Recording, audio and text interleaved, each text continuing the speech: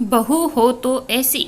शोभा भाभी ने न केवल बहू का बल्कि बेटे का भी फर्ज निभाया। 15 साल पहले जब उन्होंने दीपक भैया के साथ फेरे लेकर ये वादा किया था कि वह उनके परिवार का ध्यान रखेगी, वह उनके सुख दुख में उनका साथ देगी, तब से वह वचन उन्होंने सदैव निभाया।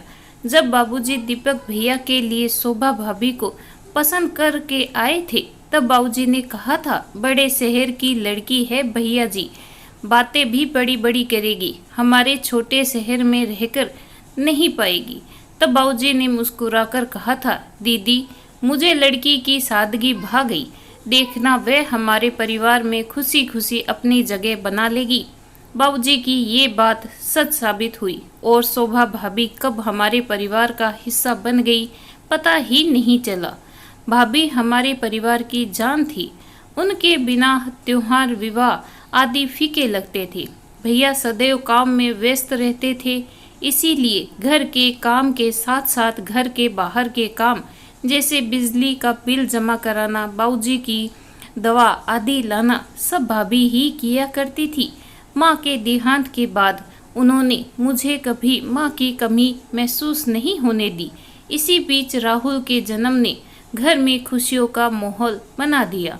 सारा दिन बाबूजी उसी के साथ खेलते रहते। मेरे दोनों बच्चे अपनी मम्मी के इन तोहफों से बेहद खुश थे। वे स्कूल से आते ही राहुल से मिलने की जिद करते थे। मैं जब भी अपने पति दिनेश के साथ अपने मायके जाती तो भाभी न दिखती न रात बस सेवा में लगी रहती। इतना लाड तो माँ भी नहीं करती थी। एक दिन बाबूजी का फोन आया और उन्होंने कहा, शालिनी दिनेश को लेकर फौरन चली आ बेटी, शोभा को तेरी जरूरत है। मैंने तुरंत दिनेश को दुकान में बुलवाया और हम दोनों घर के लिए निकल पड़े। मैं सारे रास्ते परेशान थी कि आखिर बाबूजी ने इस समय हमें क्यों बुलवाया है और भाभी को मेरी जरूरत है, ऐसा क्यों कहा। मन में सवाल लेकर जैसे ही घर पहुंची तो देखा कि बाहर टैक्सी खड़ी थी और दरवाजे पर 2 बड़े सूटकेस रखे थे। कुछ समझ नहीं आया कि क्या हो रहा है। अंदर जाते ही देखा कि बाबूजी परेशान बैठे थे और भाभी चुपचाप मूर्ति बनकर खड़ी थी। भैया गुस्से में आए और बोले, उफ, तो ये अब अपनी वकालत करने के लिए शोभा ने आप लोगों को बुलवा लिया। भैया के ये बोल दिल में तीर की तरह लगे। तभी दिनेश बोले, क्या हुआ भैया, आप सब इतने परेशान क्यों हैं। इतना सुनते ही भाभी फूट फूट कर रोने लगी। भैया ने गुस्से में कहा, कुछ नहीं दिनेश, मैंने अपने जीवन में एक महत्वपूर्ण फैसला लिया है जिसे से बाबूजी सहमत नहीं है। मैं विदेश जाना चाहता हूँ, वहाँ बहुत अच्छी नौकरी मिल रही है, रहने को मकान व गाड़ी भी। ये तो बहुत अच्छी बात है भैया, दिनेश ने कहा। दिनेश कुछ और कह पाता, तभी भैया बोले, मेरी बात अभी पूरी नहीं हुई दिनेश, मैं अब अपना जीवन अपनी पसंद से जीना चाहता हूँ, अपनी पसंद के जीवन साथी के साथ। ये सुनते ही मैं और दिनेश हैरानी से भैया को देखने लगे। भैया ऐसे सोच भी कैसे सकते हो। भैया अपने दफ्तर में काम करने वाली नीना के साथ घर बसाना चाहते थे। शोभा मेरी पसंद कभी थी ही नहीं। बाबूजी के डर के कारण मुझे ये विवाह करना पड़ा, परंतु कब तक मैं इन खुशियों के लिए अपनी इच्छा दबाता रहूँगा। मैं बाबूजी के पैरों पर गिरकर रोती हुई बोली, बाबूजी आप भैया से कुछ कहते क्यों नहीं, इनसे कहिए ऐसा न करे, रोकिए उन्हें बाबूजी, रोक लीजिए। चारों ओर सन्नाटा छा गया।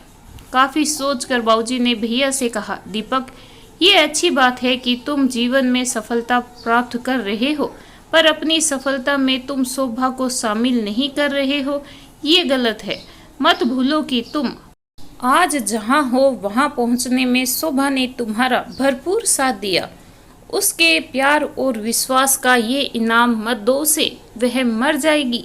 कहते हुए बाबूजी की आंखों में आंसू आ गए। भैया का जवाब तब भी वही था और वह हम सबको छोड़कर अपनी अलग दुनिया बसाने चले गए। बाबूजी सदा ही कहते थे कि वक्त और दुनिया किसी के लिए नहीं रुकती। बस इस बात का आभास भैया के जाने के बाद हुआ। सगे संबंधी कुछ दिन तक घर आते रहे दुख व्यक्त करने, फिर उन्होंने भी आना बंद कर दिया। जैसे जैसे बात फैल गई वैसे वैसे लोगों का व्यवहार हमारे प्रति बदल गया। फिर एक दिन भुआ जी आई और जैसे ही भाभी उनके पांव छूने लगी वैसे ही उन्होंने चिल्ला कर कहा, हट बेशरम, अब आशीर्वाद लेकर क्या करेगी? हमारा बेटा तो तेरी वजह से हमें छोड़कर चला गया। बूढ़े बाप का सहारा छीन कर चैन नहीं मिला तुझे, अब क्या जान लेगी हमारी? मैं तो कहती हूँ भैया, इसे इसके मायके भिजवा दो, दीपक वापस चला आएगा। बाबूजी तुरंत बोले, बस दीदी, बहुत हुआ, अब मैं एक भी शब्द नहीं सुनूंगा। शोभा इस घर की बहू नहीं, बेटी है। दीपक हम इसकी वजह से नहीं, अपने स्वार्थ के लिए छोड़ कर गया है। मैं इसे कहीं नहीं भेजूंगा, ये मेरी बेटी है और मेरे पास ही रहेगी। बाबूजी ने फिर कहा, कहना बहुत आसान है भैया जी, पर जवान बहू और छोटे से पोते को कब तक अपने पास रखोगे? आप तो कुछ कमाते ही भी नहीं, फिर इन्हें कैसे पालोगे? मेरी सलाह मानो, इन दोनों को वापस भिजवा दो। क्या पता शोभा में ऐसा क्या दोष है जो दीपक इसे अपने साथ रखना ही नहीं चाहता। ये सुनते ही बाबूजी को गुस्सा आ गया और उन्होंने भुआ जी को अपने घर से चले जाने को कहा। भुआ जी तो चली गई, पर उनकी कही बात बाबूजी को चैन से बैठने नहीं दे रही थी। उन्होंने भाभी को अपने पास बिठाया और कहा, बस शोभा, अब रोकर अपने आने वाले जीवन को नहीं जी सकती। तुझे बहादुर बनना पड़ेगा बेटा, अपने लिए, अपने बच्चों के लिए तुझे इस समाज से लड़ना पड़ेगा। तेरी कोई गलती नहीं है। दीपक के हिस्से तेरी जैसी सुशील लड़की का प्यार नहीं है। तू चिंता न कर बेटा, मैं हूं ना तेरे साथ और हमेशा रहूंगा। वक्त के साथ भाभी ने अपने आप को संभाल लिया। उन्होंने कॉलेज में नौकरी कर ली और शाम को घर पर भी बच्चों को पढ़ाने लगी। समाज की उंगलियां भाभी पर उठती रही, पर उन्होंने हौसला नहीं छोड़ा। राहुल को स्कूल में डालते वक्त थोड़ी परेशानी हुई, पर भाभी ने सब कुछ संभालते हुए सारे घर की जिम्मेदारी अपने कंधों पर उठा ली। भाभी ने ये साबित कर दिया कि अगर औरत ठान ले तो वह अकेले पूरे समाज से लड़ सकती है। इस बीच भैया की कोई खबर नहीं आई। उन्होंने कभी अपने परिवार की खोज खबर नहीं ली। सालों बीत गए, भाभी अकेली परिवार चलाती रही, पर भैया की ओर से कोई मदद नहीं आई। एक दिन भाभी का कॉलेज से फोन आया, दीदी घर पर ही होना, शाम को आपसे कुछ बात करनी है। हाँ हाँ भाभी, मैं घर पर ही हूँ, आप आ जाओ। शाम 6 बजे भाभी मेरे घर पहुंची। थोड़ी परेशान लग रही थी। चाय पीने के बाद मैंने उनसे पूछा, क्या बात है भाभी, कुछ परेशान लग रही हो? घर पर सब ठीक है? थोड़ा हिचकिचाते हुए भाभी बोली, दीदी आपके भैया का खत आया है। मैं अपने कानों पर विश्वास नहीं कर पा रही थी। बोली, इतने सालों बाद याद आई उनको अपने परिवार की, या फिर नई बीबी ने बाहर निकाल दिया उनको? ऐसा न कहो दीदी, आखिर वे आपके भाई हैं। भाभी की बात सुनकर एहसास हुआ कि आज भी भाभी के दिल के किसी कोने में भैया है। मैंने आगे बढ़कर पूछा, भाभी क्या लिखा है भैया ने? भाभी थोड़ा सोचकर बोली, दीदी वे चाहते हैं कि बाबूजी मकान बेचकर उनके साथ चलकर विदेश में रहे। क्या कहा? बाबूजी मकान बेच दे? भाभी बाबूजी ऐसा कभी नहीं करेंगे, और अगर वह ऐसा करना भी चाहेंगे तो मैं उन्हें कभी ऐसा करने नहीं दूंगी। भाभी आप जवाब दे दीजिए कि ऐसा कभी नहीं होगा। वह मकान बाबूजी के लिए सब कुछ है, मैं उसे कभी बिकने नहीं दूंगी। वह मकान आपका और राहुल का सहारा है। भैया को एहसास है कि अगर वह मकान नहीं होगा तो आप लोग कहाँ रहेंगे। आपके बारे में तो नहीं, पर राहुल के बारे में तो सोचते, आखिर वह उनका बेटा है। मेरी बात सुनकर भाभी चुप हो गई और गंभीरता से कुछ सोचने लगी। उन्होंने ये बात अभी बाबूजी से छिपा रखी थी। हम समझ नहीं आ रहा था कि अब क्या करें। तभी दिनेश आ गए और हमें परेशान देखकर सारी बात पूछी।